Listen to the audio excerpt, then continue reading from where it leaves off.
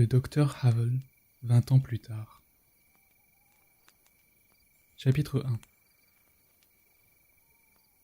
Le jour où le docteur Havel partit faire une cure, sa belle épouse avait les yeux mouillés de larmes. Sans doute étaient-ce des larmes de compassion. Havel souffrait depuis quelque temps d'une affection de la vésicule biliaire et sa femme ne l'avait encore jamais vu souffrir. Mais il est également vrai que la perspective de 3 semaines de séparation éveillait en elle les tourments de la jalousie. Que dites-vous ? Que cette actrice, belle, admirée, et beaucoup plus jeune était jalouse d'un monsieur vieillissant qui, depuis plusieurs mois, ne sortait pas de chez lui sans mettre dans sa poche une fiole de comprimés pour se prémunir contre les douleurs perfides. C'était ainsi pourtant, et personne ne la comprenait. Pas même le docteur Havel qui, lui aussi, l'avait jugée, selon son apparence, invulnérable et souveraine. Il n'en avait été que plus séduit.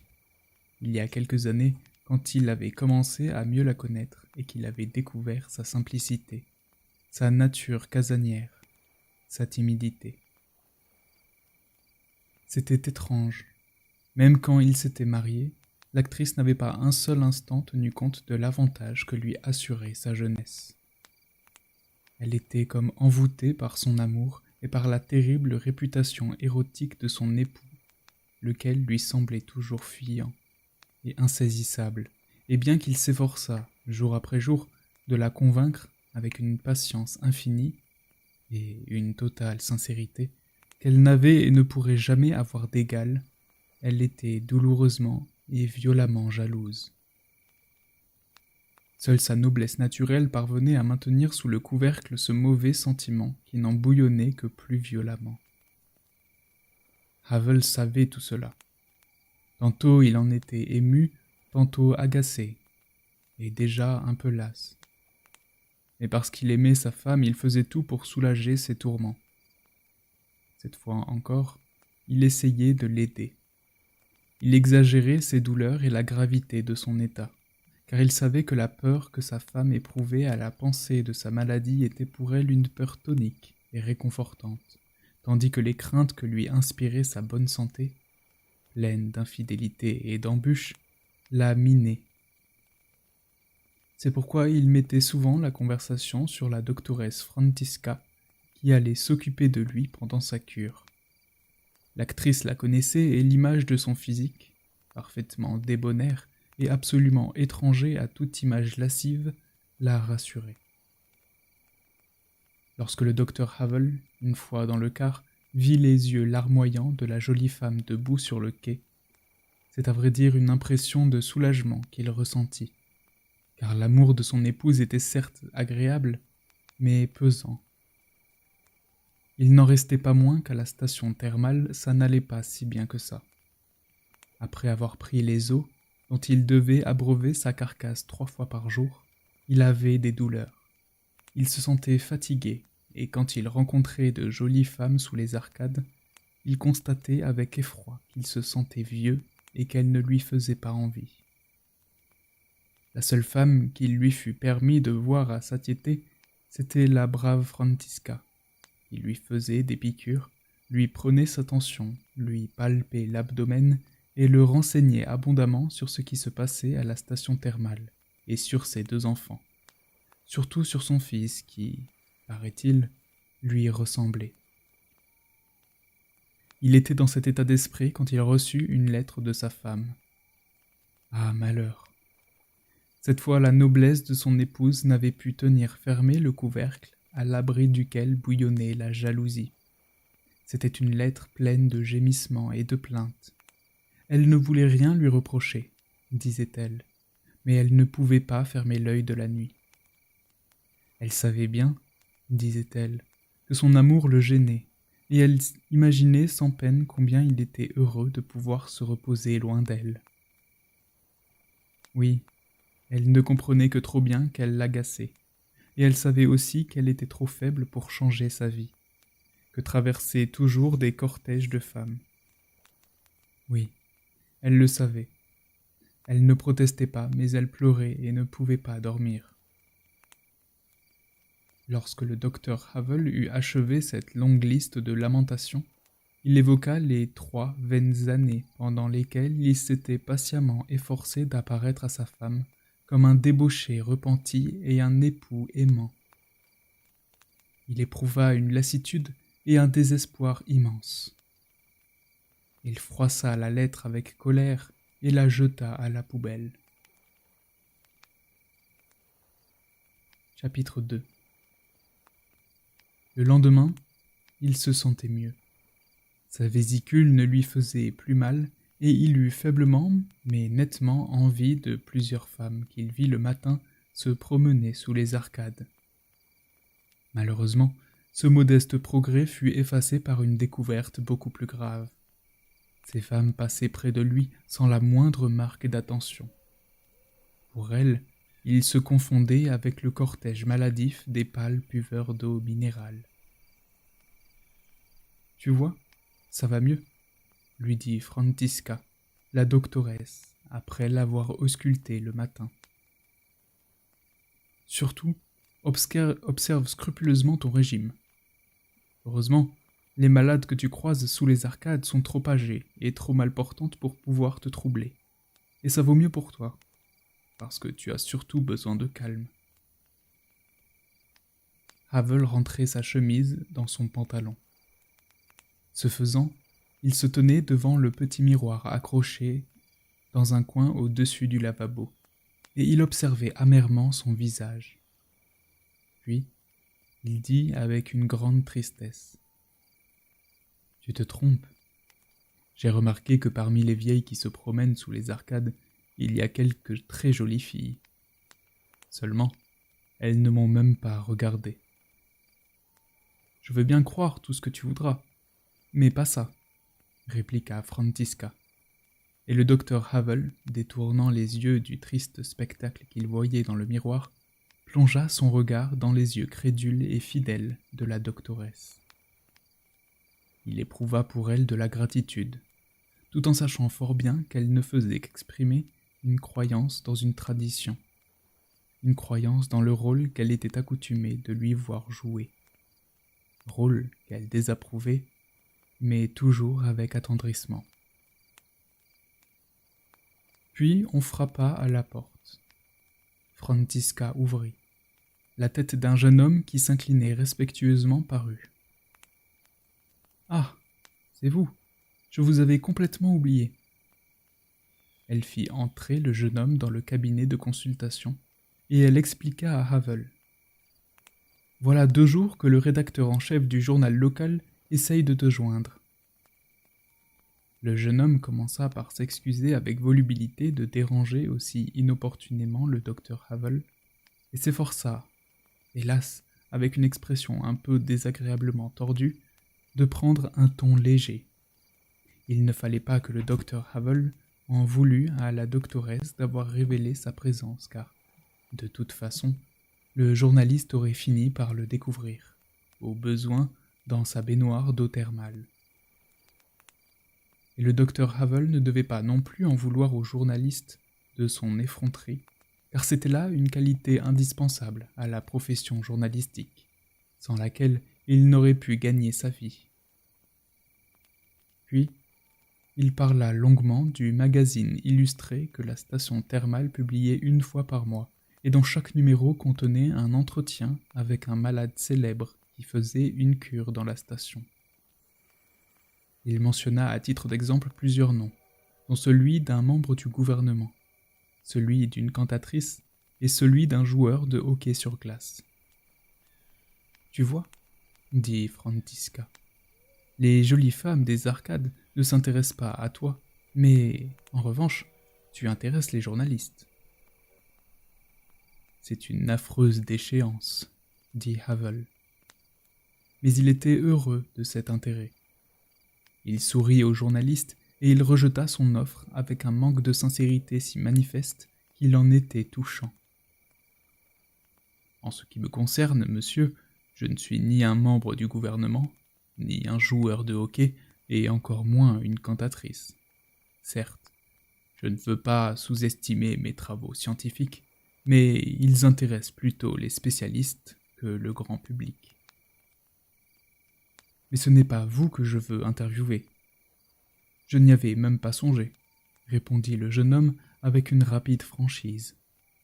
C'est votre femme. J'ai entendu dire qu'elle vous rendrait visite pendant votre cure. Vous êtes mieux renseigné que moi, dit plutôt froidement le docteur Havel. Puis, s'approchant du miroir, il examina de nouveau son visage qui lui déplaisait. Il déboutonnait son col de chemise et se taisait. Cependant que le jeune journaliste plongeait dans un embarras qui lui fit vite perdre son effronterie professionnelle si fièrement proclamée. Il s'excusa auprès de la doctoresse. Il s'excusa auprès du docteur et il se sentit soulagé quand il fut dehors. Chapitre 3. Le journaliste était plutôt un écervelé qu'un imbécile. Il n'appréciait pas beaucoup le magazine de la station thermale, mais comme il en était l'unique rédacteur, il devait tout faire pour en remplir chaque mois les 24 pages avec les photos et les mots indispensables. En été, il y parvenait tant bien que mal car la station grouillait d'hôtes de marque. Divers orchestres venaient donner des concerts en plein air, et les petites nouvelles à sensation ne manquaient plus. En revanche, pendant les mois pluvieux, les arcades étaient envahies par les paysannes et l'ennui, et il fallait saisir la moindre occasion. Aussi, quand il avait appris la veille que la station comptait actuellement parmi ses hôtes l'époux d'une actrice célèbre, celle justement qui jouait dans le nouveau film policier qui réussissait depuis quelques semaines à distraire les mornes curistes, il avait humé le vent et s'était aussitôt mis à sa recherche. Mais à présent, il avait honte. En effet, comme il doutait toujours de lui, il était dans un état de dépendance servile à l'égard des gens qu'il fréquentait. Craintivement, il cherchait dans leurs regards la confirmation de ce qu'il était et de ce qu'il valait. Or, il estimait qu'on l'avait trouvé lamentable, stupide, importun. Et cette idée lui était d'autant plus pénible que l'homme qu'il avait ainsi jugé lui était de prime abord sympathique. C'est pourquoi, talonné par l'inquiétude, il téléphona le jour même à la doctoresse pour lui demander qui était en fait le mari de l'actrice. Et il apprit que ce monsieur n'était pas seulement une sommité du monde médical, mais un personnage très fameux même, sans cela.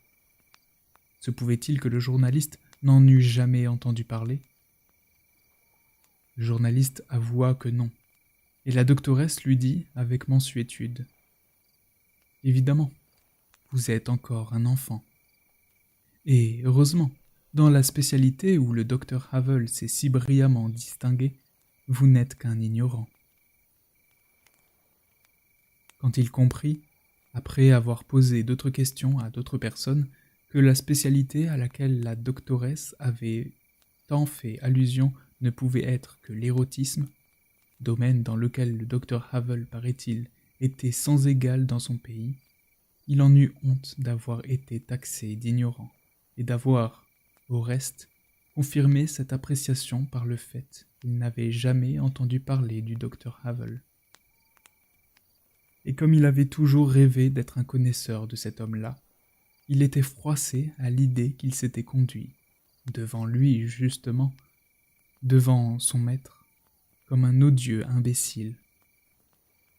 Il se souvenait de son bavardage, de ses plaisanteries stupides, de son manque de tact, et il ne pouvait que reconnaître humblement le bien fondé du verdict qu'il avait cru lire dans le silence réprobateur du maître et dans son regard absent fixé sur le miroir. La station thermale où a lieu ce récit n'est pas grande, et tout le monde s'y rencontre plusieurs fois par jour, bon gré, mal gré. Le jeune journaliste n'eut donc pas de mal à rencontrer bientôt l'homme auquel il pensait. C'était en fin d'après-midi, et la foule des hépatiques allait et venait sous les arcades. Le docteur Havel sirotait une eau malodorante dans un gobelet de porcelaine.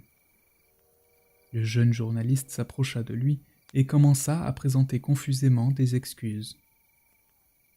Il ne se doutait nullement, disait-il, que l'époux de Madame Havel, l'actrice célèbre, c'était lui, le docteur Havel, et pas un autre Havel.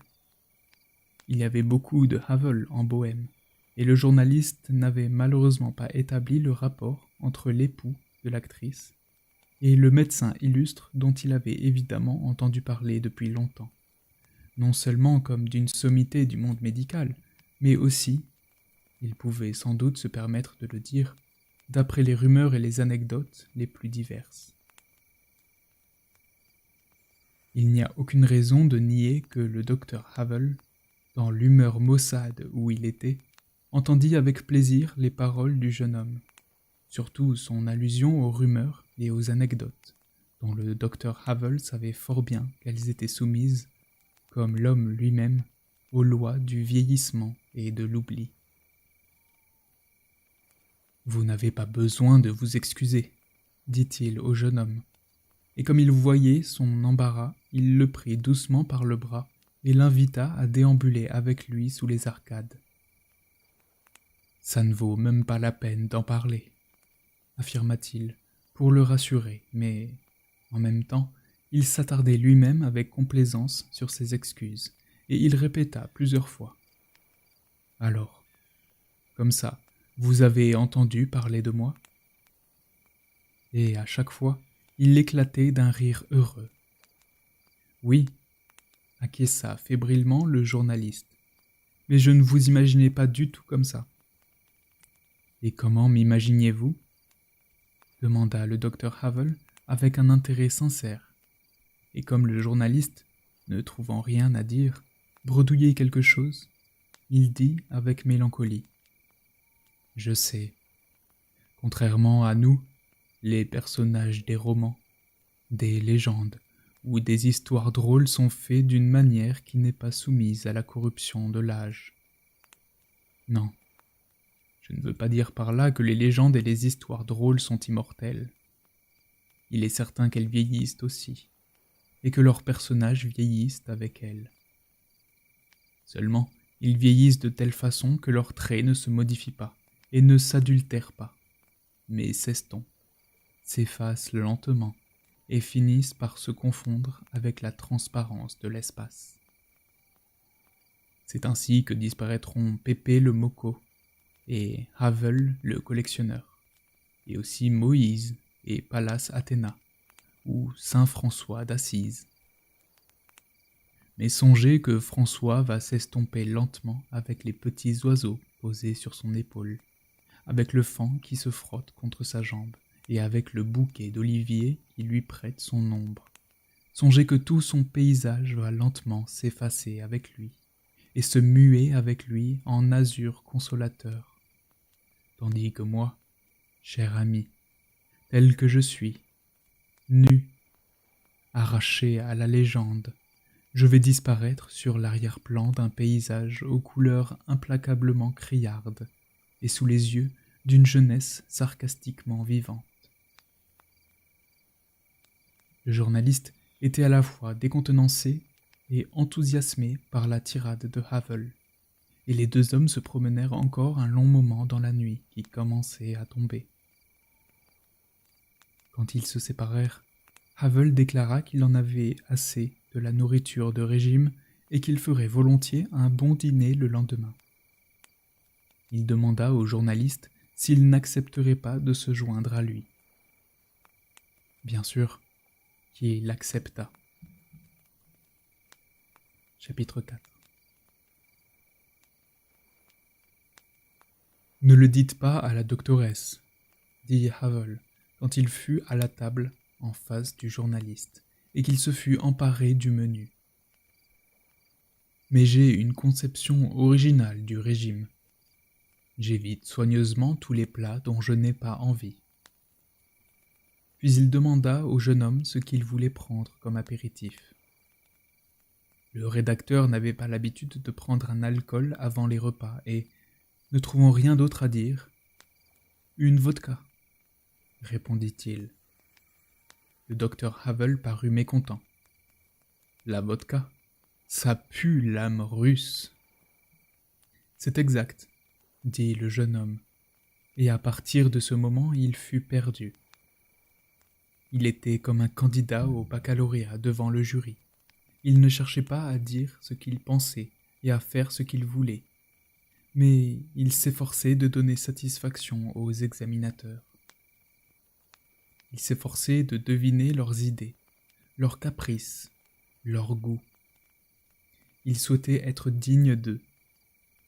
Pour rien au monde, il n'eût admis que ses dîners étaient mauvais et vulgaires, qu'il n'avait aucune idée du vin qu'il faut boire avec telle viande.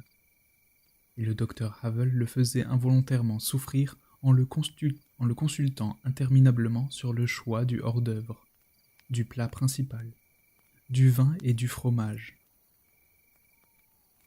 Quand le journaliste constata que le jury lui avait mis une mauvaise note à l'oral de gastronomie, il voulut compenser cette perte par un zèle accru, et pendant la pause, entre le hors-d'œuvre et le plat principal, il examina ostensiblement les femmes présentes dans le restaurant. Il tenta ensuite, par quelques remarques, de démontrer son intérêt et son expérience. De nouveau, mal lui en prit. Quand il dit qu'une femme rousse, qui était assise 2 tables plus loin, serait certainement une excellente maîtresse, le docteur Havel lui demanda sans malveillance ce qui lui faisait dire ça. Le rédacteur fit une réponse vague, et quand le docteur l'interrogea sur ses expériences avec les rousses, il s'embrouilla dans d'invraisemblables mensonges et se tut rapidement. Le docteur Havel, en revanche, se sentait à l'aise et heureux sous les yeux admiratifs du journaliste. Il commanda une bouteille de vin rouge pour accompagner la viande, et le jeune homme, encouragé par l'alcool, fit une nouvelle tentative pour se montrer digne de la faveur du maître. Il parla longuement d'une jeune fille qu'il avait rencontrée récemment et à laquelle il faisait la cour depuis quelques semaines avec un grand espoir de succès. Sa confession fut assez nébuleuse, et le sourire contraint recouvrant son visage aurait dû exprimer, par son ambiguïté délibérée, ce qui n'était pas dit, mais il n'exprimait qu'une incertitude péniblement surmontée. Havel sentait bien tout cela, et, mu par la sympathie, il interrogeait le journaliste sur les caractéristiques physiques les plus diverses de la jeune fille en question, pour lui permettre de s'attarder sur un sujet qui lui était cher et de parler plus librement. Mais cette fois encore, le jeune homme échoua. Ses réponses étaient remarquablement vagues. Il ne fut pas capable de décrire avec quelque précision ni l'architecture générale du corps de la jeune fille, ni les divers aspects de son anatomie, moins encore son caractère. Donc, le docteur Havel finit par faire lui-même tous les frais de la conversation, et, se laissant peu à peu griser par le confort de la soirée et par le vin, il imposait au journaliste un spirituel monologue fait de ses propres souvenirs, de ses anecdotes et de ses bons mots. Le journaliste buvait lentement son vin, écoutait et, ce faisant, il éprouvait des sentiments contradictoires. Tout d'abord, il était malheureux. Il se sentait insignifiant et stupide. Il se faisait l'effet d'un douteux apprenti devant un maître indubitable. Et il avait honte d'ouvrir la bouche. Mais en même temps, il était heureux. Il se sentait flatté parce que le maître s'était assis en face de lui, s'entretenait avec lui en camarade et lui confiait toutes sortes d'observations personnelles extrêmement précieuses. Comme le discours de Havel se prolongeait, le jeune homme eut envie d'ouvrir la bouche à son tour, d'ajouter son mot, de faire chorus, de se montrer bon partenaire.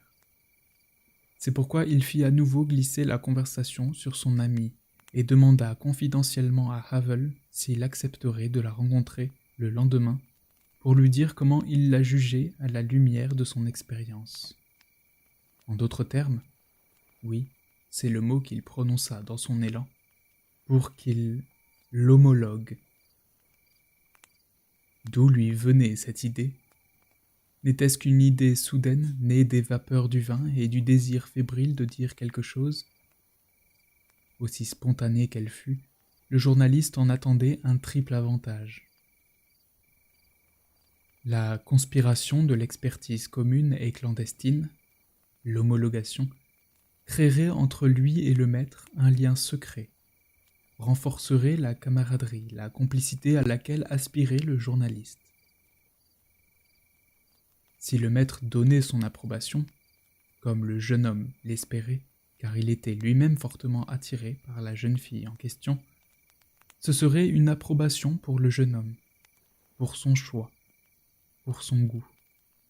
Et il serait ainsi promu, aux yeux du maître, du rang d'apprenti au rang de compagnon. Et de fait, il gagnerait en importance à ses propres yeux. Et enfin, la jeune fille elle-même n'en aurait que plus de prix aux yeux du jeune homme, et le plaisir qu'il retirerait de sa présence se changerait en un plaisir fictif, d'un plaisir fictif en un plaisir réel. Car le jeune homme avait parfois le sentiment que le monde où il vivait était pour lui un labyrinthe de valeurs, dont le sens ne lui apparaissait que de manière extrêmement confuse, et qui ne pouvait se changer de valeur apparente en valeur réelle qu'après avoir été vérifié. Chapitre 5. Quand le docteur Havel se réveilla le lendemain, il sentit que sa vésicule était légèrement douloureuse à cause du dîner de la veille. Et quand il regarda sa montre, il constata qu'il devait être à sa séance d'hydrothérapie dans une demi-heure, et qu'il devait par conséquent se dépêcher, bien que se dépêcher fût une des choses qu'il détestait le plus au monde. Et en se coiffant, il aperçut dans la glace un visage qu'il trouva déplaisant. La journée commençait mal. Il n'eut même pas le temps de prendre son petit déjeuner. Cela aussi lui parut mauvais signe, car il tenait beaucoup à ses habitudes de vie régulières, et il se dirigea à la hâte vers l'établissement thermal. Là, il s'engagea dans un long couloir. Il frappa à une porte, et une jolie blonde en blouse blanche apparut. Elle lui fit remarquer d'un air maussade qu'il était en retard, et l'invita à entrer. Havel commença à se déshabiller dans une cabine, derrière la cloison. « Alors, ça vient ?» entendit-il au bout d'un instant. La voix de la masseuse, de plus en plus impolie, blessait le docteur Havel et l'incitait à la vengeance. Hélas, le docteur Havel, depuis des années, ne connaissait qu'une seule forme de vengeance à l'égard des femmes. Donc, il enleva son slip, rentra le ventre, bomba le torse et voulut sortir de la cabine.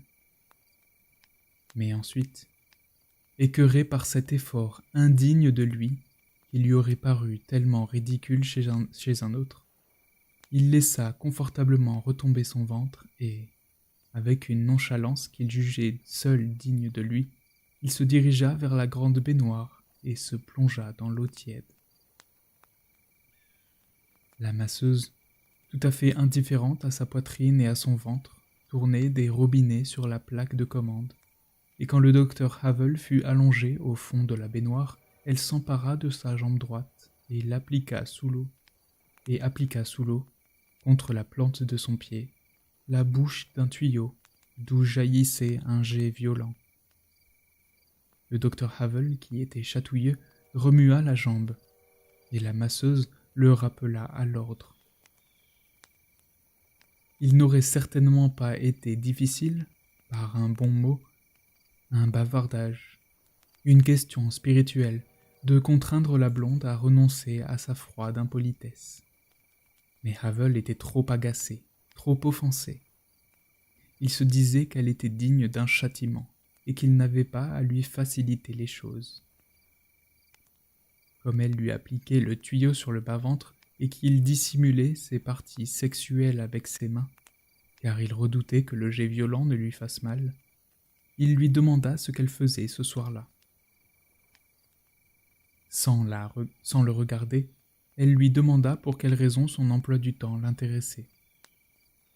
Il lui expliqua qu'il habitait seul dans une chambre à un lit et qu'il voulait qu'elle vienne l'y rejoindre. « Je crains que vous vous trompez d'adresse, » lui dit la blonde, et elle l'invita à se tourner sur le ventre. Donc, le docteur Havel était couché sur le ventre au fond de la baignoire, et il levait le menton pour respirer. Il sentait le jet violent lui masser les cuisses, et il était satisfait du ton juste sur lequel il s'était adressé à la masseuse. Car le docteur Havel avait de tout temps châtié les femmes rebelles, insolentes ou gâtées, en les conduisant froidement, sans la moindre tendresse et presque en silence, jusqu'à son divan, d'où il les congédiait tout aussi froidement. Il lui fallut un instant pour comprendre qu'il s'était adressé à la masseuse avec la froideur appropriée et sans la moindre tendresse, mais qu'il ne l'avait pas conduite, et qu'il ne la conduirait sans doute pas jusqu'à son divan. Il comprit qu'il était rejeté, et ce fut un nouvel affront. Il fut heureux de se retrouver seul dans la cabine, enveloppé dans une serviette de bain.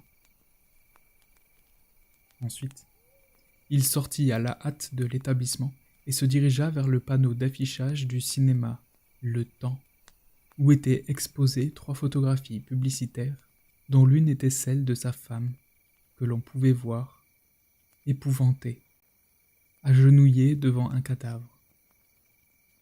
Le docteur Havel contemplait ce tendre visage déformé par la terreur, et il éprouvait un amour sans bornes et une immense nostalgie. Il fut un long moment sans pouvoir détacher les yeux de la vitrine. Puis il décida de passer chez Frantiska. Chapitre 6.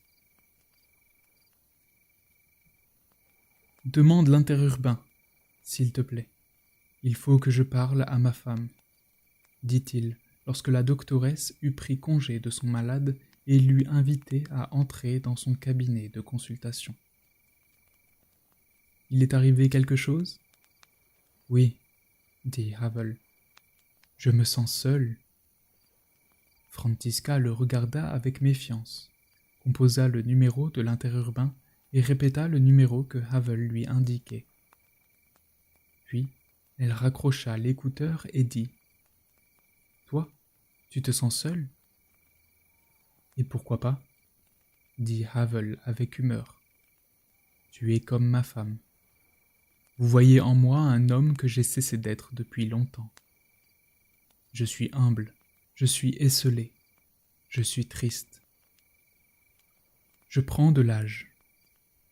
Et je peux te dire, ce n'est guère agréable. « Tu devrais avoir des enfants, » lui répondit la doctoresse.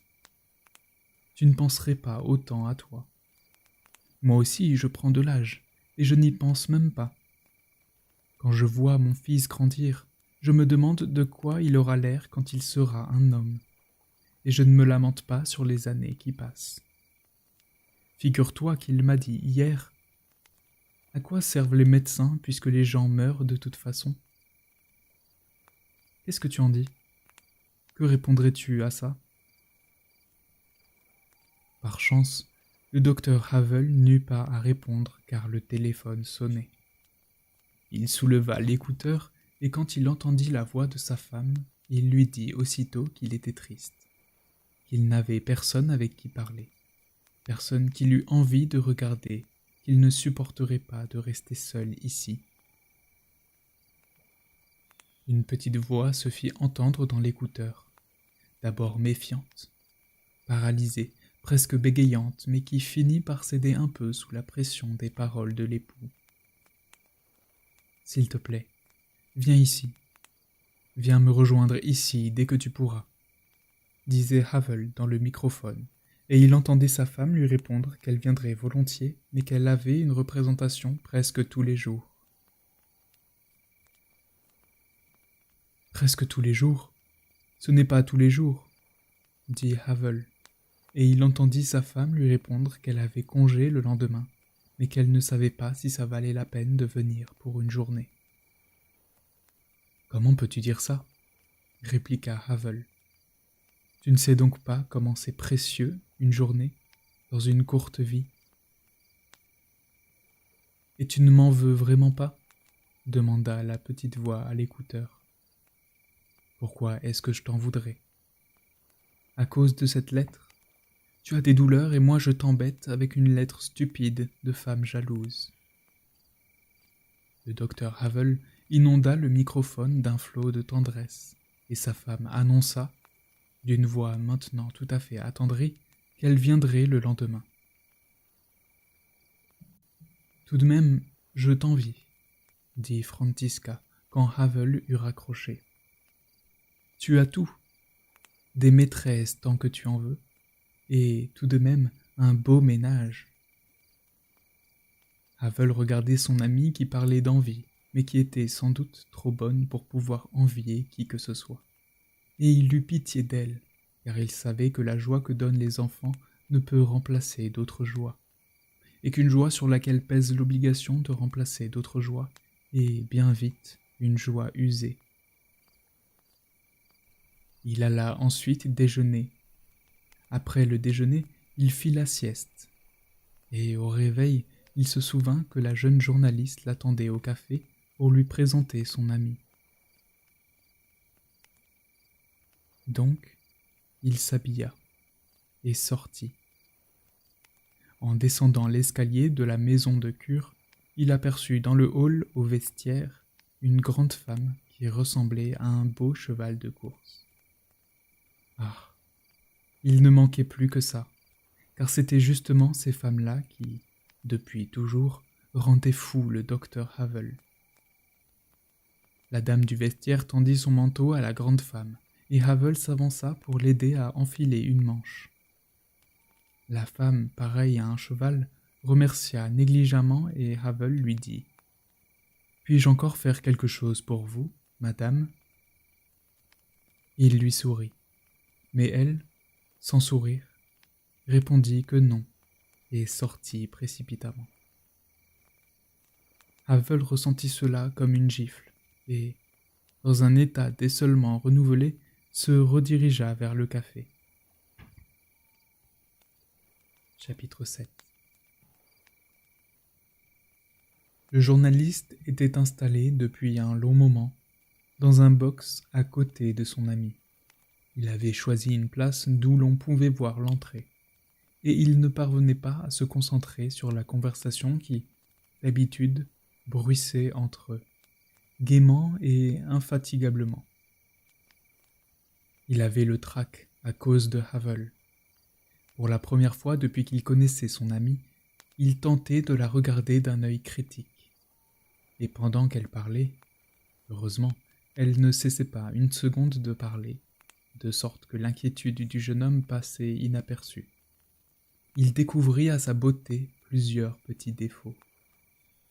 Il en fut troublé, mais il se rassura aussitôt à l'idée que ces menus défauts rendaient sa beauté plus intéressante, et que c'était justement à cause de ces défauts que tout son être lui était si tendrement proche. Car le jeune homme aimait bien son ami. Mais s'il l'aimait bien, pourquoi donc avait-il cédé à l'idée, pour elle si humiliante, de la faire homologuer par un médecin lubrique ? Et même si nous lui accordons des circonstances atténuantes, en admettant, par exemple, que ce n'était pour lui qu'un jeu, comment se fait-il qu'un simple jeu l'ait à ce point troublé ? Ce n'était pas un jeu. Le jeune homme ne savait vraiment pas ce qu'il devait penser de son ami. Il était vraiment incapable de prendre la mesure de son charme et de sa beauté. Était-il donc tellement naïf et inexpérimenté qu'il ne pouvait pas distinguer une jolie femme d'une laide. Non, il n'était pas à ce point dépourvu d'expérience.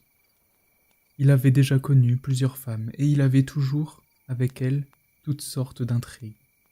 Mais il s'était toujours beaucoup plus soucié de lui-même qu'il ne s'était occupé d'elles. Considérons par exemple ce détail remarquable. Il se rappelait exactement comment il était habillé le jour où il était sorti avec une telle. Il savait que tel et tel jour, il portait un pantalon trop large et qu'il en était malheureux. Il savait qu'un autre jour, il portait un sweater blanc dans lequel il se faisait l'effet d'un sportif élégant.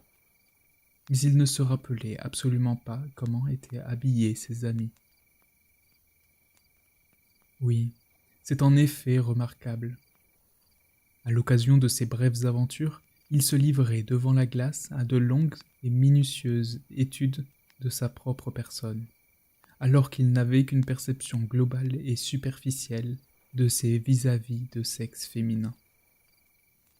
Il se souciait beaucoup plus de l'image qu'il donnait à sa partenaire que de l'image que celle-ci lui offrait. Cela ne veut pas dire que c'était pour lui sans importance, car si la jeune femme avec qui il sortait était belle ou ne l'était pas. Bien au contraire.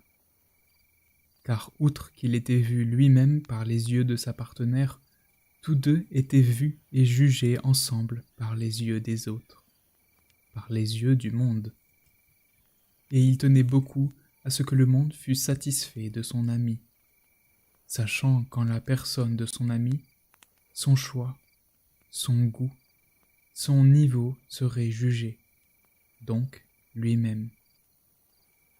Et précisément parce qu'il s'agissait du jugement des autres, il n'osait pas trop se fier à ses propres yeux.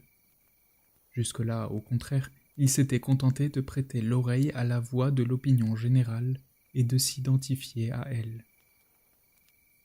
Mais qu'était la voix de l'opinion générale comparée à la voix d'un maître et connaisseur? Il regardait avec impatience son entrée. Il regardait avec impatience vers l'entrée, et quand il vit enfin la silhouette du docteur Havel à travers la porte vitrée, il joua la surprise et dit à son ami que, par pur hasard, un homme éminent qu'il voulait prochainement interviewer pour son magazine entrait dans le café. Il se dirigea à la rencontre du docteur Havel et le conduisit à sa table. La jeune fille, interrompue quelques instants par les présentations, ne tarda pas à renouer le fil de l'intarissable bavardage. Le docteur Havel est conduit 10 minutes plus tôt par la femme, pareille à un cheval de course, examinait longuement la gamine gazouillante et s'abandonnait toujours davantage à son humeur maussade. La gamine n'était pas une beauté, mais elle était tout à fait charmante, et il n'y avait aucun doute que le docteur Havel, dont on avait prétendu qu'il était comme la mort et prenait tout, l'aurait prise au moindre signal bien volontiers. Elle avait en effet certains traits remarquables par leur ambiguïté esthétique. Elle avait à la racine du nez une fine pluie de taches dorées qui pouvait passer pour une tare sur la blancheur de la peau, mais aussi pour un joyau naturel sur cette blancheur. Elle était extrêmement gracile, ce que l'on pouvait interpréter comme une imperfection par rapport aux proportions féminines idéales, mais tout aussi bien comme l'émoustillante délicatesse de l'enfant qui persiste dans la femme. Elle était excessivement bavarde, ce qui pouvait passer pour une pénible manie, mais aussi pour une heureuse disposition qui permettrait à son partenaire de s'abandonner à ses propres pensées, sans risque d'être surpris. Le journaliste observait discrètement et anxieusement le visage du médecin, et comme ce visage lui semblait dangereusement pensif, ce qui n'était pas de très bon augure, il appela le garçon et commanda 3 cognacs. La jeune fille protesta, disant qu'elle ne boirait pas. Puis elle se laissa longuement convaincre qu'elle pouvait et devait boire, et le docteur Havel comprit avec tristesse que cette créature esthétiquement ambiguë, qui révélait dans un fleuve de paroles toute la simplicité de son âme, serait très probablement son 3e échec de la journée s'il faisait une tentative, car le docteur Havel, jadis souverain comme la mort, n'était plus celui qu'il avait été. Ensuite, le garçon apporta les cognacs. Ils levèrent tous trois leurs verres pour trinquer, et le docteur Havel plongea dans les yeux bleus de la jeune fille comme dans les yeux hostiles d'un être qui ne lui appartiendrait pas. Et quand il eut saisi ses yeux comme hostiles, il leur rendit cette hostilité, et ne vit soudain devant lui qu'une créature dont le caractère esthétique était tout à fait clair. Une gamine chétive, au visage éclaboussé par la saleté des taches de rousseur, intolérablement bavarde. Bien que cette métamorphose fît plaisir au docteur Havel, comme lui faisait plaisir le regard du jeune homme suspendu sur lui avec une interrogation ambitieuse, ses joies étaient bien petites auprès de l'abîme amertume qui s'ouvrait en lui. Il se dit qu'il aurait tort de prolonger cette rencontre qui ne pouvait lui apporter aucun plaisir. Il prit donc la parole, fit devant le jeune homme et son ami quelques mots d'esprit charmant, exprima sa satisfaction d'avoir pu passer avec eux un si agréable moment, annonça qu'il était attendu et prit congé. Quand le docteur fut arrivé à la porte vitrée, le jeune homme se frappa le front et dit qu'il avait complètement oublié de convenir d'un rendez-vous pour l'interview. Il sortit précipitamment du box et rejoignit Havel dans la rue. « Alors, comment la trouvez-vous » demanda-t-il. Le docteur Havel regarda longuement dans les yeux du jeune homme, dont l'impatiente admiration lui faisait chaud au cœur.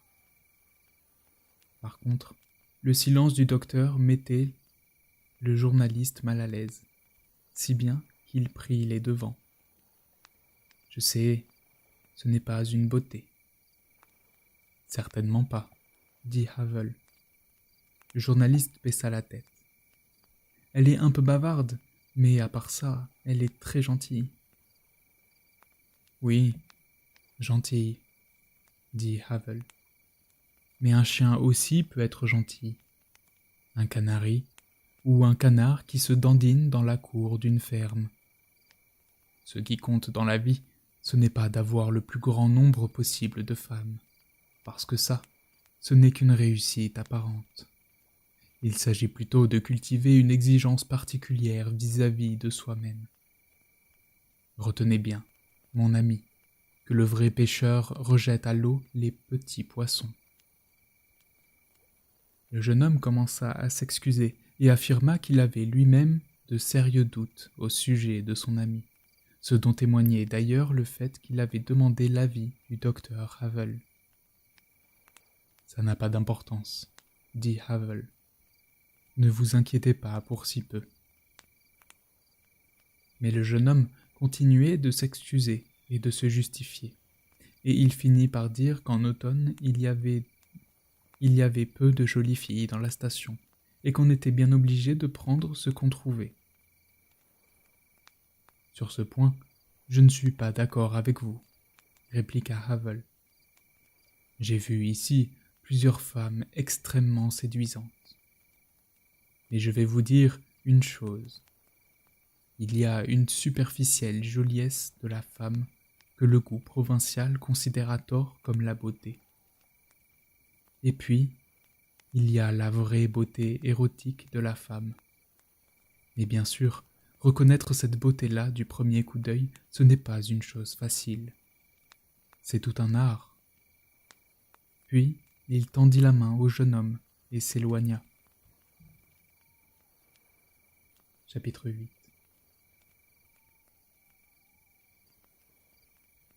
Le journaliste était au désespoir. Il comprenait qu'il était un incorrigible imbécile, égaré dans le désert infini, oui, il le croyait infini, de sa propre jeunesse. Il comprenait que le docteur Havel lui avait mis une mauvaise note. Et il lui apparaissait, sans aucun doute possible, que son amie était insignifiante, inintéressante et pas belle. Quand il revint s'asseoir à côté d'elle, il se dit que tous les clients du café, ainsi que les deux garçons qui allaient et venaient, le savait et le regardait avec une pitié malveillante. Il demanda l'addition, et il expliqua à son ami qu'il avait un travail urgent et qu'il devait la quitter. Elle se rembrunit, et il sentit son cœur se serrer, tout en sachant qu'il allait, comme un vrai pêcheur, la rejeter à l'eau. Il continuait tout de même, en son fort intérieur, secrètement, et avec une sorte de honte, de l'aimer. Le lendemain n'apporta aucune lueur dans son humeur maussade, et quand il croisa devant l'établissement thermal le docteur Havel en compagnie d'une dame élégante, il céda à un sentiment d'envie qui ressemblait presque à de la haine. Cette femme était scandaleusement belle, et l'humeur du docteur Havel, qui lui fit signe gaiement dès qu'il l'aperçut, était scandaleusement radieuse, de sorte que le jeune journaliste se sentait encore plus misérable. « Je te présente le rédacteur en chef du journal de la station, » dit Havel. « Il a cherché à faire ma connaissance uniquement pour avoir une chance de te rencontrer. » Quand le jeune homme comprit qu'il se trouvait devant une femme qu'il avait vue à l'écran, son embarras ne fit que croître.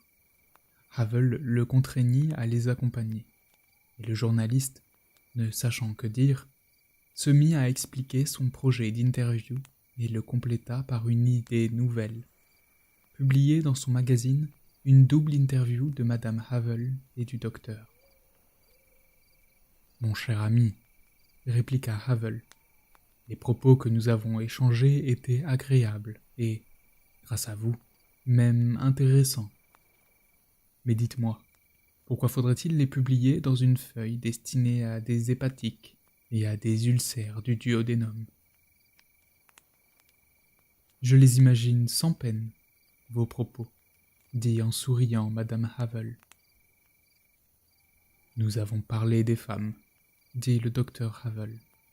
J'ai trouvé en monsieur un partenaire et un causeur de premier ordre, le compagnon lumineux de mes jours sombres. Madame Havel se tourna vers le jeune homme. « Il ne vous a pas ennuyé ?» Le journaliste était heureux que le docteur lui appelât son compagnon lumineux, et à son envie se mêlait de la gratitude. C'était plutôt lui qui avait ennuyé le docteur. Il n'était que trop conscient de son inexpérience et de son manque d'intérêt, de son insignifiance, finit-il par ajouter. « Ah, mon cher, dit l'actrice, comme tu as dû te vanter. » Le jeune journaliste prit la défense du médecin. « Ce n'est pas vrai. Vous dites ça parce que vous ne savez pas, chère madame, ce que c'est qu'une petite ville, ce que c'est que ce trou où j'habite. »«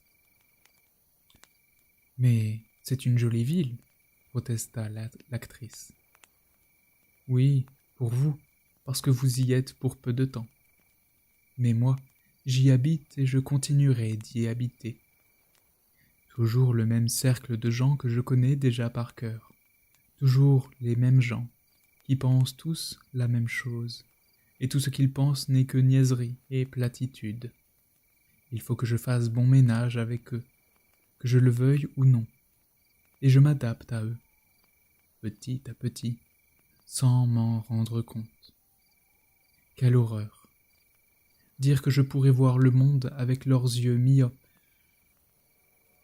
Le journaliste parlait avec une fièvre croissante, et l'actrice crut saisir dans ses paroles le souffle de l'éternelle protestation de la jeunesse.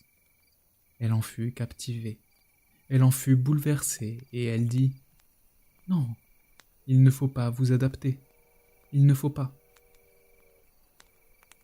« Il ne faut pas, » acquiesça le jeune homme. « Le docteur m'a ouvert les yeux hier. Il faut à tout prix que je sorte du cercle vicieux de ce milieu, du cercle vicieux de cette petitesse, de cette médiocrité. Il faut que j'en sorte, » répéta le jeune homme, « que j'en sorte. » « Nous avons dit, » expliqua le docteur Havel à sa femme, « que le goût banal de la province se fait un faux idéal de la beauté, et que cet idéal est fondamentalement aérotique, voire anti-érotique, alors que le vrai charme, érotique, explosif, reste inaperçu de ce goût-là. Il y a autour de nous des femmes qui pourraient faire connaître à un homme les plus vertigineuses aventures des sens, et personne ne les voit. C'est ça, approuva le jeune homme. Personne ne les voit, reprit le médecin, parce qu'elles ne correspondent pas aux normes d'ici. En effet, le charme érotique se manifeste plutôt par l'originalité que par la régularité, plutôt par l'expressivité que par la mesure, plutôt par l'anormalité que par la banale joliesse. Oui, approuva le jeune homme. Tu connais Frantiska, dit Havel à sa femme. Oui, dit l'actrice. Et tu sais que beaucoup de mes amis donneraient tout ce qu'ils possèdent pour passer une seule nuit avec elle. Je donnerais ma tête à couper que personne ne la remarque dans cette ville. Eh bien, dites-moi, mon ami, vous qui la connaissez, avez-vous déjà remarqué que Frantiska était une femme extraordinaire ? Non, vraiment pas, dit le jeune homme. Il ne m'est jamais venu à l'esprit de la regarder comme une femme. Ça ne m'étonne pas, dit le docteur Havel. Vous ne la trouviez ni assez mince, ni assez bavarde. Elle n'avait pas assez de taches de rousseur. C'est ça, dit le jeune homme d'un air malheureux. Vous avez bien vu hier à quel point je suis stupide. Mais avez-vous quelquefois remarqué sa démarche ? Poursuivit Havel. Avez-vous déjà remarqué que ses jambes parlent littéralement quand elles marchent ? Mon ami, si vous entendiez ce que disent ses jambes, vous en rougiriez. Et pourtant, tel que je vous connais, vous êtes un sacré débauché. Chapitre 9. Tu aimes bien te payer la tête des innocents, dit l'actrice à son mari quand ils furent seuls. Tu sais que chez moi, c'est un signe de bonne humeur, dit-il. Et je te jure que c'est bien la première fois que ça m'arrive depuis que je suis ici. Cette fois, le docteur Havel ne mentait pas. Quand l'autocar était entré dans la gare, le matin, et qu'il avait vu par la vitre sa femme assise, puis quand il l'avait vue souriante sur le marchepied, il s'était senti heureux. Et comme les journées précédentes avaient laissé intactes en lui des réserves entières de gaieté, il avait toute la journée manifesté sa joie d'une manière un peu folle. Ils s'étaient promenés tous deux sous les arcades. Ils avaient mordu à belles dents dans les gaufres rondes et sucrées. Ils étaient passés chez Frantiska pour y entendre les commentaires sur les derniers propos de son fils. Ils avaient fait avec le journaliste la promenade décrite au chapitre précédent, et ils s'étaient moqués des curistes qui faisaient leur balade hygiénique dans les rues de la station. À cette occasion, le docteur Havel nota que quelques passants avaient les yeux fixés sur l'actrice. En se retournant, il put constater qu'il s'était arrêté pour les regarder. « On t'a reconnu, » dit Havel. « Ici, les gens ne savent pas quoi faire et vont au cinéma avec passion. »« Ça t'ennuie ?» demanda l'actrice, qui considérait comme un péché la publicité inhérente à sa profession. Car, comme tous ceux qui aiment d'un amour vrai, elle désirait un amour paisible et caché. « Au contraire, » dit Havel, et il rit. Puis, ils s'amusèrent longuement d'un jeu puéril, essayant de deviner quels seraient les passants qui la reconnaîtraient ou ne la reconnaîtraient pas, et pariant sur le nombre de personnes qui la reconnaîtraient dans la prochaine rue. Et les gens se retournaient, de vieux messieurs, des paysans, des gosses, et aussi les quelques jolies femmes qui faisaient une cure à cette station. Havel, qui vivait depuis quelques jours dans une humiliante invisibilité, se délectait de l'intérêt des passants et désirait que les rayons de l'attention tombent aussi le plus possible sur lui. Il prenait l'actrice par la taille, lui chuchotait à l'oreille toutes sortes de douceurs et d'obscénités, et elle se serrait en retour contre lui, levait vers son visage ses yeux enjoués. Et Havel, sous tant de regards, sentait qu'il recouvrait sa visibilité perdue, que ses traits indécis devenaient perceptibles et nets, et il était fier à nouveau de la joie que lui procurait son corps, ses pas, tout son être. Il longeait ainsi, amoureusement enlacé, les vitrines de la rue principale, quand le docteur Havel aperçut dans un magasin d'accessoires de chasse la masseuse blonde qu'il avait si cavalièrement traitée la veille. Elle était dans la boutique vide et bavardait avec la vendeuse. « Viens, dit-il soudain à sa femme étonnée. « Tu es la plus merveilleuse créature que je connaisse. Je veux te faire un cadeau. » Et il la prit par la main et l'entraîna dans le magasin. Les deux femmes se turent. La masseuse regarda longuement l'actrice, puis brièvement Havel, puis de nouveau l'actrice, et de nouveau Havel. Celui-ci s'en aperçut avec satisfaction. Mais sans lui consacrer un seul regard, il passa rapidement en revue les articles exposés. Il voyait des bois de serre, des besaces, des carabines, des jumelles, des cannes, des muselières. « Que désirez-vous » demanda la vendeuse. « Un moment, » dit Havel. Il finit par découvrir des sifflets sous le verre du comptoir, et il les montra du doigt. La vendeuse lui en tendit un. Havel le porta à ses lèvres, siffla, puis l'examina de nouveau sous tous les angles et siffla encore une fois doucement. « Excellent, » dit-il à la vendeuse, et il posa devant elle les 5 couronnes demandées. Il tendit le sifflet à sa femme. L'actrice voyait dans ce cadeau un de ces enfantillages qu'elle aimait tant chez son époux, une pitrerie, son sens du non-sens, et elle le remercia d'un beau regard amoureux. Mais Havel jugea que ce n'était pas suffisant, et lui dit à mi-voix : « C'est comme ça que tu me remercies d'un aussi beau cadeau ?»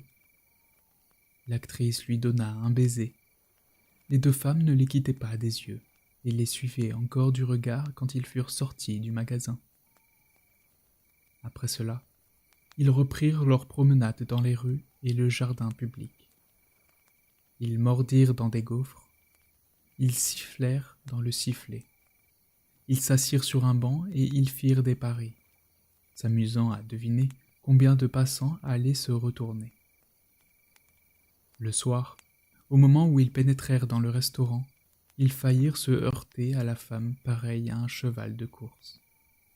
Elle posa sur eux un regard étonné, longuement sur l'actrice, plus brièvement sur Havel, puis de nouveau sur l'actrice. Et quand elle regarda de nouveau Havel, elle le salua comme malgré elle. Havel la salua à son tour et, se penchant à l'oreille de sa femme, il lui demanda à mi-voix si elle l'aimait. L'actrice leva sur lui un long regard amoureux et lui caressa la joue. Ensuite, ils s'assirent à une table, prirent un repas léger, car l'actrice veillait scrupuleusement sur le régime de son mari. Burent du vin rouge, le seul que le docteur Havel avait le droit de boire, et Madame Havel eut sa minute d'émotion. Elle se pencha sur son époux, lui prit la main et lui dit que cette journée était l'une des plus belles qu'elle avait connues. Elle lui avoua qu'elle s'était sentie très triste quand il était parti faire sa cure. Elle s'excusa encore une fois de lui avoir écrit une lettre stupide de femme jalouse, et elle le remercia de lui avoir téléphoné et de lui avoir demandé de le rejoindre. Elle dit qu'elle serait toujours heureuse de venir le rejoindre, même si elle devait le voir qu'une minute. Puis elle expliqua longuement que que la vie avec Havel était pour elle un tourment et une incertitude de tous les instants, comme si Havel était perpétuellement sur le point de lui échapper, mais que, précisément pour cette raison, chaque jour était pour elle une joie renouvelée, un nouveau recommencement de l'amour, un nouveau don. Puis, ils gagnèrent ensemble la chambre du docteur Havel, et la joie de l'actrice atteignit bientôt à son paroxysme. Chapitre 10. Le surlendemain, le docteur Havel se rendit à sa séance d'hydrothérapie, et il arriva de nouveau en retard car, à vrai dire, il n'était jamais à l'heure. Et il fut accueilli par la même masseuse blonde, mais cette fois, elle ne lui montra pas un visage sévère. Au contraire, elle lui sourit et l'appela docteur. Et Havel en conclut qu'elle était allée consulter sa fiche au bureau de l'établissement ou qu'elle s'était renseignée à son sujet. Il nota cet intérêt avec satisfaction et alla se déshabiller derrière la cloison de la cabine. Quand la masseuse lui annonça que la baignoire était pleine, il sortit en faisant saillir fièrement son nombril et s'étendit avec délice dans la baignoire. La masseuse tournoya le robinet sur la plaque de commande et demanda à Havel si sa dame était toujours avec lui. Havel dit que non, et la masseuse lui demanda si on allait bientôt la revoir dans un beau film. Havel dit que oui, et la masseuse lui souleva la jambe droite. Comme le jet lui chatouillait la plante du pied, la masseuse sourit et dit que le docteur semblait avoir le corps très sensible. Puis ils continuèrent à bavarder, et Havel fit observer que la vie était ennuyeuse, ici. La masseuse eut un sourire éloquent et dit que le docteur savait certainement s'arranger pour ne pas s'ennuyer. Et quand elle se pencha en avant pour lui appliquer le tuyau sur la poitrine, et que Havel la complimenta sur ses seins dont il voyait bien la partie supérieure, dans la posture où il se trouvait, la masseuse répondit que le docteur en avait certainement déjà vu de plus beau. De ces propos, Havel conclut que le bref séjour de sa femme l'avait totalement métamorphosé, aux yeux de cette gentille fille musclée, qu'il avait acquis brusquement du charme et, bien mieux, que son corps était pour elle l'occasion de se lier secrètement à une actrice célèbre, de devenir l'égale d'une femme illustre sur laquelle tout le monde se retournait. Havel comprit que d'emblée tout lui était permis, tout lui était promis, tacitement, d'avance. Seulement voilà, c'est une chose qui arrive souvent dans la vie. Quand nous sommes satisfaits, nous refusons volontiers et avec superbe les occasions qui s'offrent à nous, pour nous confirmer ainsi dans une bienheureuse satiété. Il suffisait que la jeune femme blonde eût renoncé à sa morgue insultante, qu'elle eût la voix douce et le regard humble, pour que le docteur Havel n'en ait plus envie.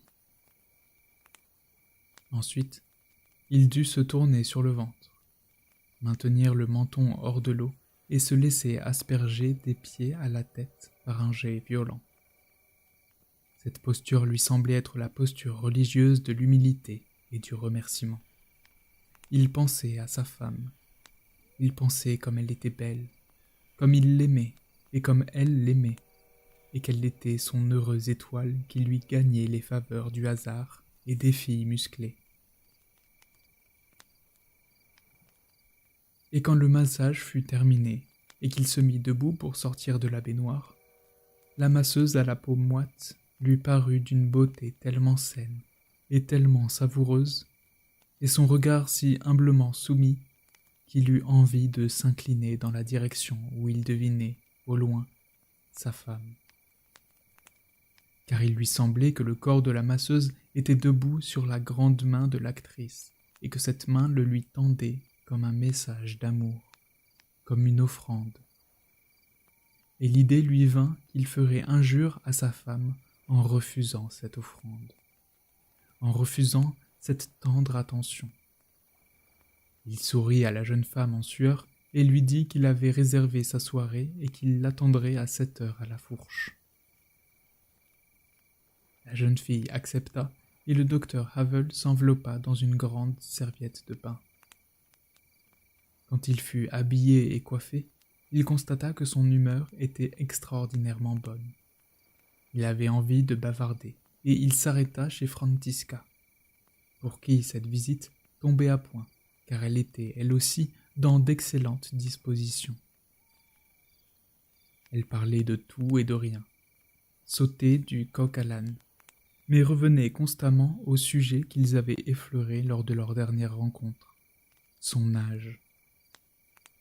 Dans des phrases ambiguës, elle tentait de suggérer qu'il ne faut pas capituler devant le nombre des années, que le nombre des années n'est pas toujours un handicap, et que c'est une sensation absolument merveilleuse de découvrir soudain que l'on peut tranquillement parler d'égal à égal avec des gens plus jeunes. Et les enfants ne sont pas tous, dit-elle à brûle-pourpoint. Tu sais comme j'aime mes enfants, mais il y a beaucoup d'autres choses dans la vie. Les réflexions de Frantiska ne sortirent pas d'une seconde des limites d'une vague abstraction, et pour quiconque non initié, ce ne pouvait être qu'un simple bavardage. Seulement, Havel était initié, et il devina le contenu qui, derrière le bavardage, se cachait. Il en conclut que son propre bonheur n'était qu'un maillon dans une longue chaîne de bonheur, et comme il avait le cœur généreux, sa bonne humeur décupla.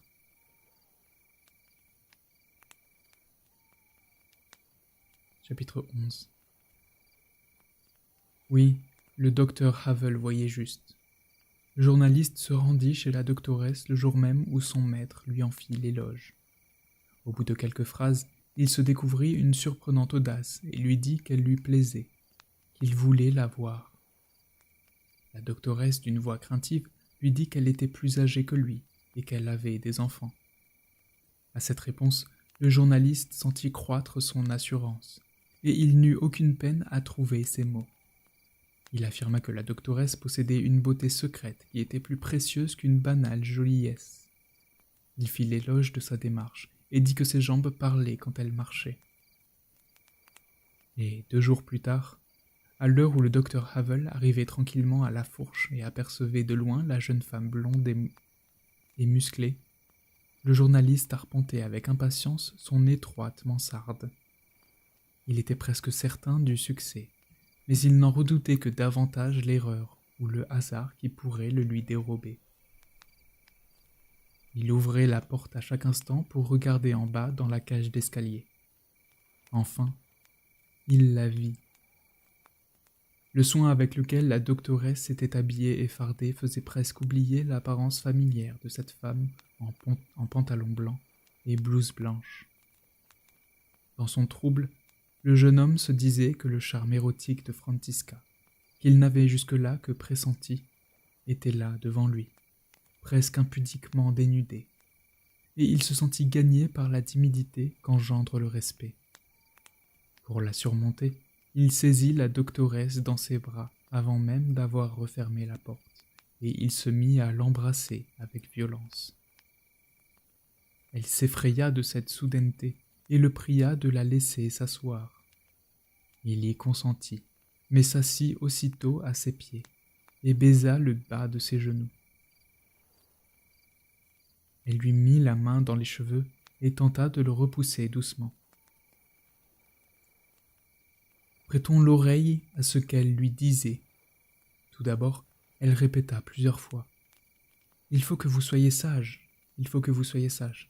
Promettez-moi d'être sage. » Quand le jeune homme lui dit « Oui, oui, je serai sage », tout en avançant ses lèvres un peu plus haut sur le nylon rugueux, elle dit « Non, non, pas ça, non, non. » Et quand il les posa encore plus haut, elle se mit brusquement à le tutoyer et affirma « Oh, tu es fou!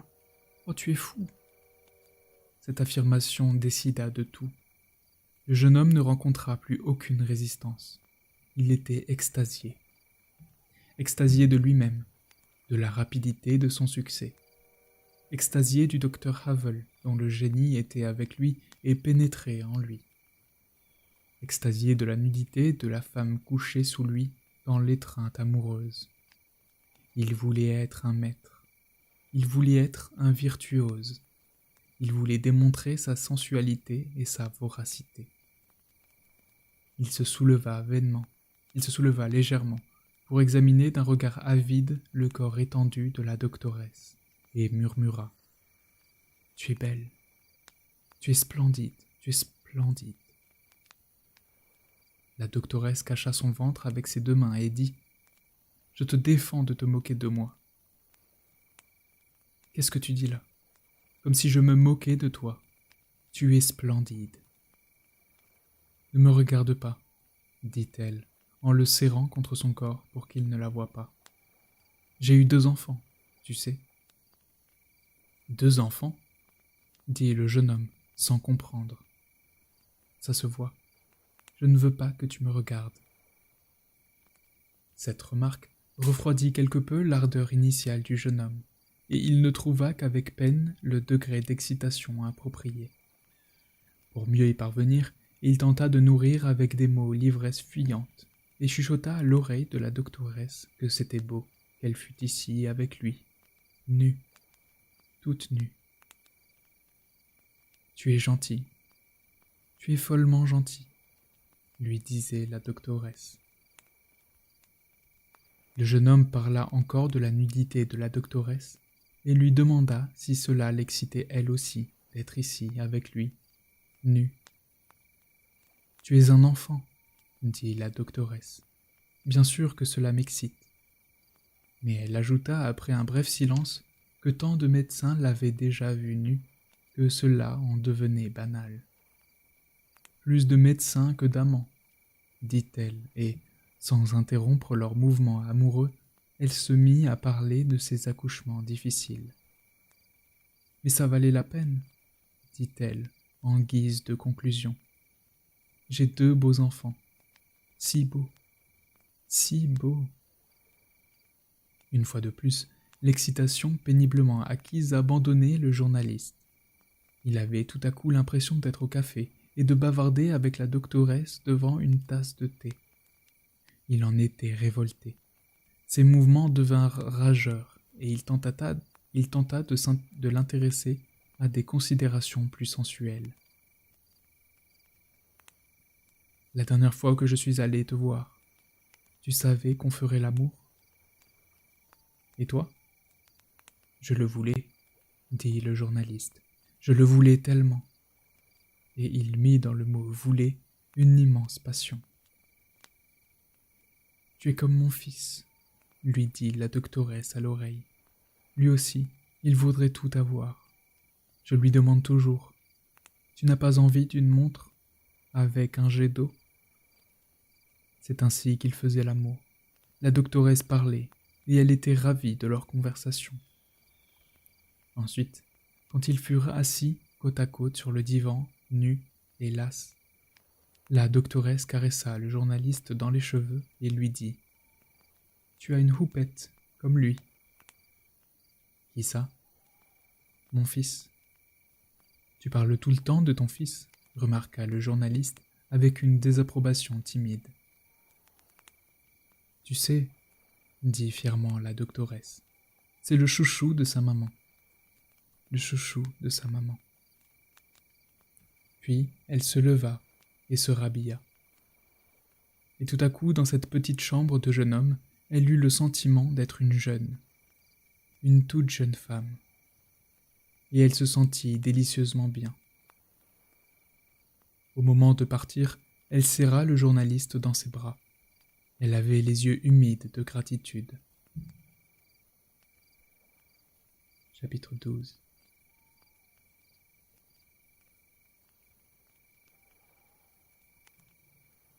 Après une belle nuit, une belle journée commençait pour le docteur Havel. Pendant le petit déjeuner, il échangea quelques paroles prometteuses avec la femme pareille à un cheval de course, et à 10 heures, quand il revint de son entraînement, une lettre d'amour de sa femme l'attendait dans sa chambre.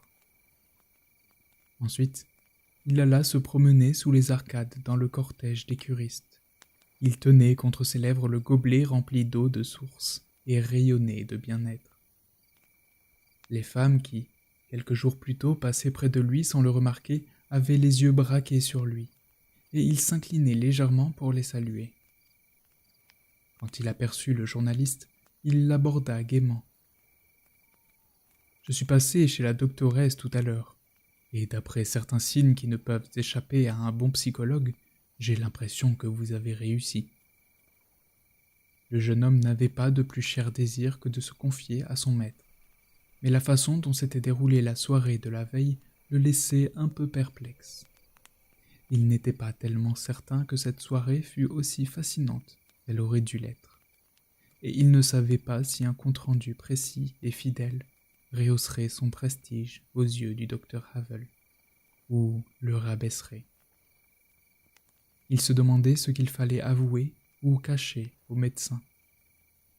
Mais quand il vit le visage de Havel, rayonnant d'impudeur et de gaieté, il ne put que lui répondre sur le même ton, gai et imprudent, et il fit en termes enthousiastes l'éloge de la femme que le docteur Havel lui avait recommandée. Il dit qu'il avait été séduit dès qu'il avait commencé à la regarder avec d'autres yeux que celui de la province. Il raconta qu'elle avait accepté avec empressement de venir chez lui et qu'elle s'était donnée avec une excellente promptitude. Quand le docteur Havel commença à lui poser des questions, précises et détaillées, afin d'analyser la chose sous toutes ses nuances, le jeune homme, dans ses réponses, du bon gré mal gré serrait de plus en plus près la réalité, et il finit par reconnaître que s'il était à tout égard parfaitement satisfait, pourtant la conversation que la doctoresse avait menée avec lui pendant l'amour l'avait laissé un peu dans l'embarras. Le docteur Havel fut très intéressé, et quand le journaliste, sur ses instances, lui répéta le dialogue en détail, il ponctua son récit d'exclamations enthousiastes. « Excellent. Parfait. Ah, cet éternel cœur de mère. Et je vous envie, mon ami. » À ce moment, la femme pareille à un cheval de course vint se camper devant les deux hommes. Le docteur Havel s'inclina, et la grande femme lui tendit la main. « Excusez-moi, dit-elle, je suis un peu en retard. »« Ça n'a pas d'importance, dit le docteur Havel. J'ai une discussion très intéressante avec mon ami. Je vous prie de m'excuser un instant, je voudrais terminer cette conversation. » Et sans lâcher la main de la grande femme, il se tourna vers le journaliste. « Cher ami, ce que vous venez de me dire dépasse toutes mes espérances. Car il faut bien comprendre que les divertissements charnels, laissés à leur mutisme, sont d'une maussade monotonie. Une femme imite l'autre dans le plaisir, et toutes y sont oubliées dans toutes. Et pourtant, si nous nous précipitons dans les plaisirs de l'amour, c'est pour nous en souvenir, pour que leurs points lumineux joignent d'un ruban radieux notre jeunesse à notre grand âge, pour qu'ils entretiennent notre mémoire dans une flamme éternelle. Et sachez, mon ami, que seul un mot prononcé dans cette situation, la plus banale de toutes, peut éclairer d'une lumière qui la rende inoubliable. On dit que je suis un collectionneur de femmes. En réalité, je suis bien plutôt un collectionneur de mots. Croyez-moi, vous n'oublierez jamais la soirée d'hier et vous en serez heureux toute votre vie. Puis, il adressa un signe de tête au jeune homme, et tenant la main de la grande femme pareille à un cheval, il s'éloigna lentement avec elle le long des arcades.